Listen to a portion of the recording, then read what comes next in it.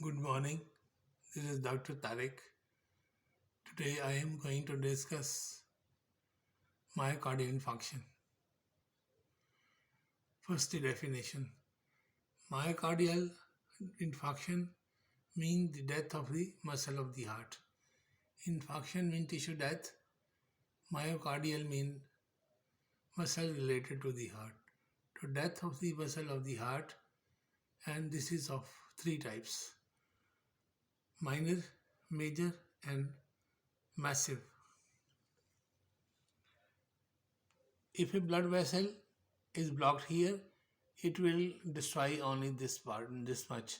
This is minor. If it is blocked here in the middle, it will destroy this much. This is major. And if it is blocked here, it will destroy the whole area. So this is a massive myocardial infarction. There are certain risk factors which lead to myocardial infarction, and we have to take care of it. Number one is family history, and number two is obesity, and the person is inactive. Obesity, it is said the waist of the female should not be more than 35 inches, and the waist of the male should not be more than 40 inches.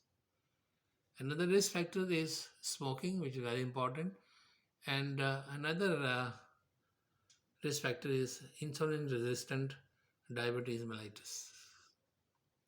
These are the risk factors. Now, there are certain causes of the myocardial infarction. Finally, what happens if that cause infarction? Number one is plaque formation. Plaque of fatty tissue is formed in the wall of the blood vessel, coronary blood vessel, and that may occlude the coronary vessel. So there is no supply to a particular area, and that causes infarction of that area. Number two reason is coronary artery spasm. The artery may go into spasm due to stress, overexcitement, happiness or sadness, both. Drugs, it may be drug induced. It can happen even after having a heavy meal, and it can happen due to cold weather. And number three reason for myocardial infarction is thrombosis. An embolus may come or may be formed and block the artery. There is injury to the internal layer of the coronary blood vessel, that is known as intima, that is known as intimal injury. It can be due to hypertension, it can be due to hyperlipidemia, and platelets come and macrophages come in that area to clear the vessels, to clear the blood cells, but instead a clot is formed and there is blockade of the blood supply. So these are the three reasons, causes of the coronary myocardial infarction: plaque formation, coronary spasm, and thrombosis.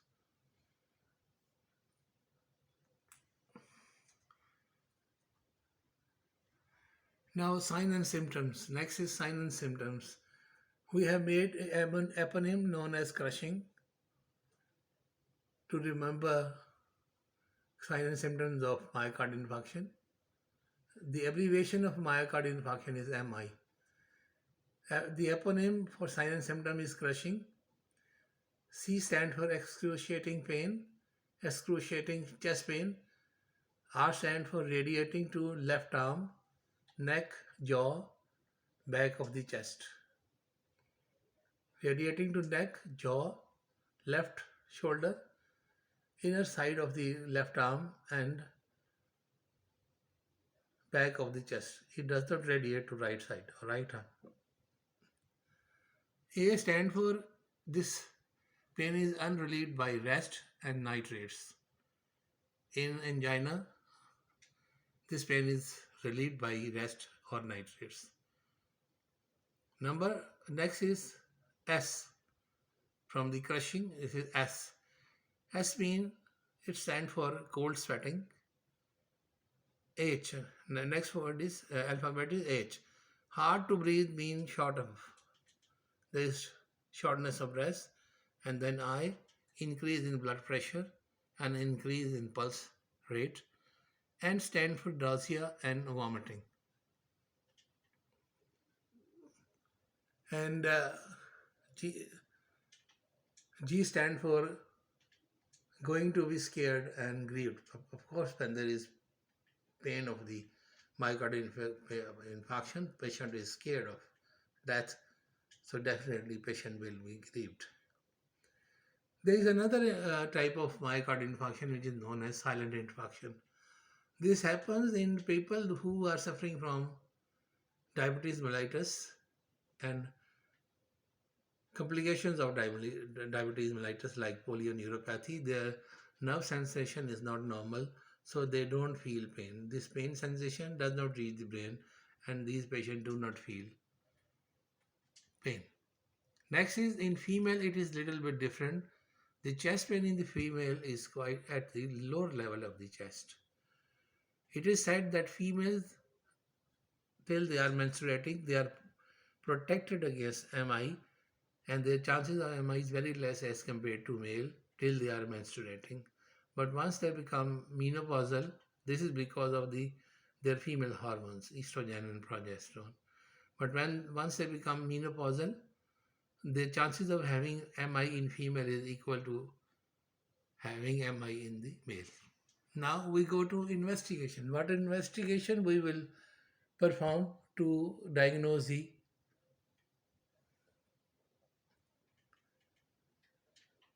myocardial infarction? Number one, we will do ECG.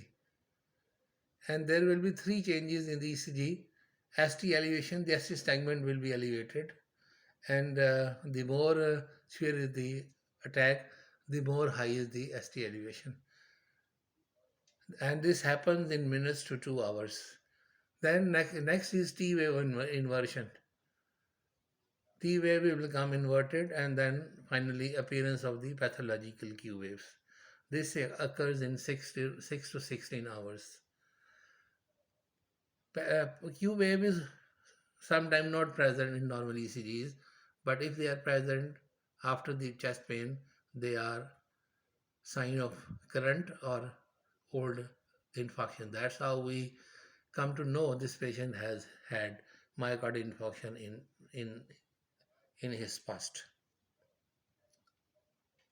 So from the ECG, we can also locate the geographical area of the myocardial infarction where it happens and which one is the culprit artery.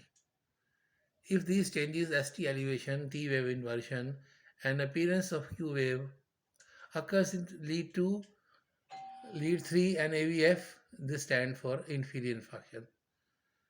And the blood vessel involved is right coronary arteries.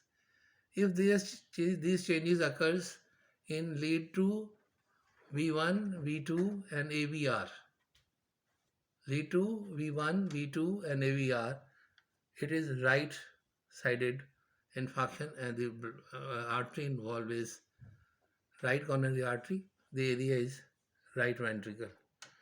If these changes occur in V3, V4, this is anterior infarction or septal infarction, and the artery involved is left anterior descending artery. Left anterior descending artery covers a lot of the left ventricle, and it is the one which pumps the blood with a blood pressure of 120 degree. So if there is thrombosis in the LAD,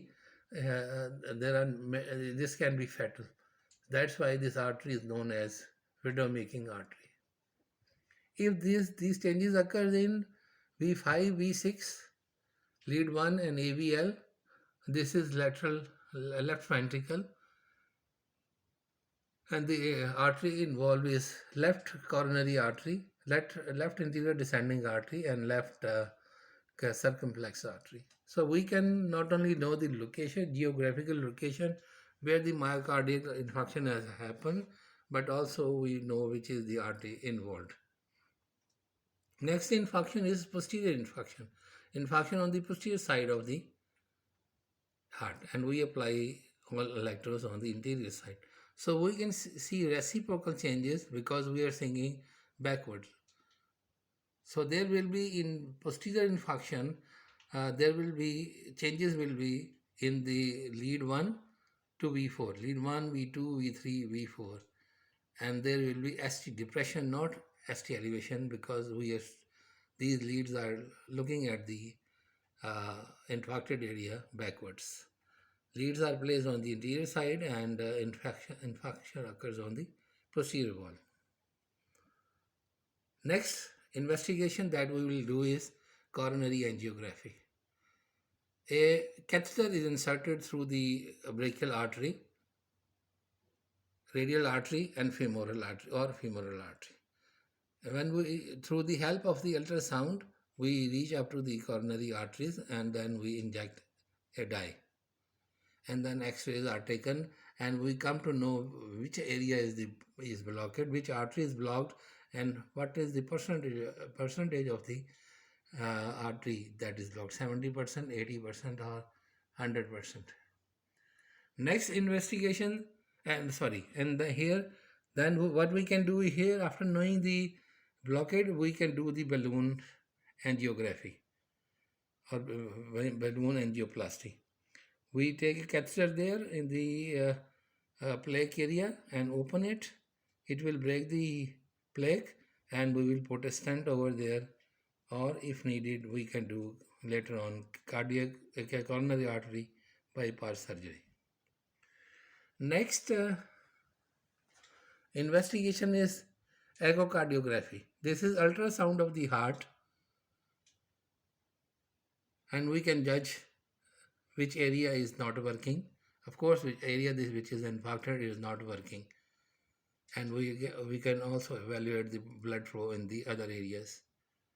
Next investigation is cardiac markers. The dead cells, when they are dead cell mean the cell of the heart which are infarcted, they release some enzymes or proteins in the blood. So number 1 is myoglobin. Myoglobin, this is released in this marker is released immediately. That's why it is said this one the first to come and first to go. Come immediately, go immediately. So this come in 1 hour in the blood and this go in 24 to 8 hours. Next cardiac marker is troponin. Troponin. This is gold standard nowadays to diagnose myocardial infarction on the basis of troponin level. This is checked 6 hourly, 8 hourly. This appears in 2 to 4 hours and this appears in 3 days. Next cardiac marker is CKMB. This appears in 4 to 6 hours and this appears in 3 days.